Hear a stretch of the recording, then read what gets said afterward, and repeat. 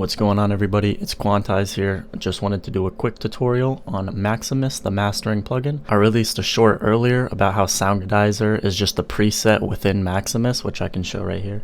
If you go to the presets, there's A, B, C, D. You can see Soundizer preset. So I just wanted to briefly explain all the features and parameters that are very useful within this if you don't have any other mastering program. Maximus is kind of like a multiband compressor, but it has way more functionality than that. So if you bring up the third point, then it'll act like a compressor, and all the way up means that it's not compressing at all, and all the way down here means that it's limiting it. Bringing this point down is like affecting the threshold of a compressor or limiter, and then you can add more points to give it a knee. So you can affect the high band, the mid band, and the low band all individually, and you can also monitor them by viewing it like this.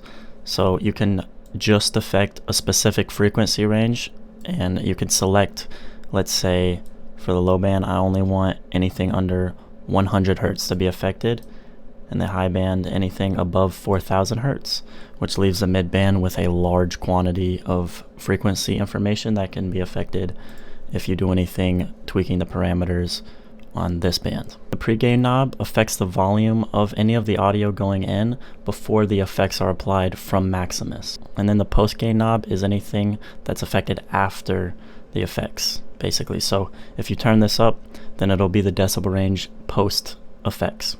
There's two types of saturation. You can enable it by using this knob. If you turn the ceiling down, then it increases the level of saturation.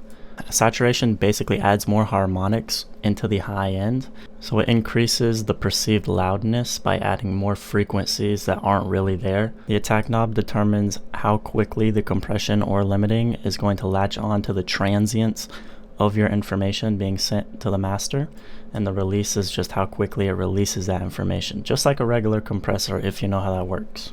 These two knobs aren't very important, but it basically just gives time for the plugin to look ahead at the information.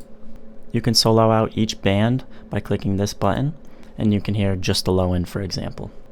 You can also turn off certain bands if you don't want to hear it. You can also apply a low cut, which removes completely all of the frequencies that would be passed. For example, if I have it set here, 25 Hertz. And last but not least, there's a stereo separation, which gives each speaker their independent audio. If you send it to mono, then there won't be any panning.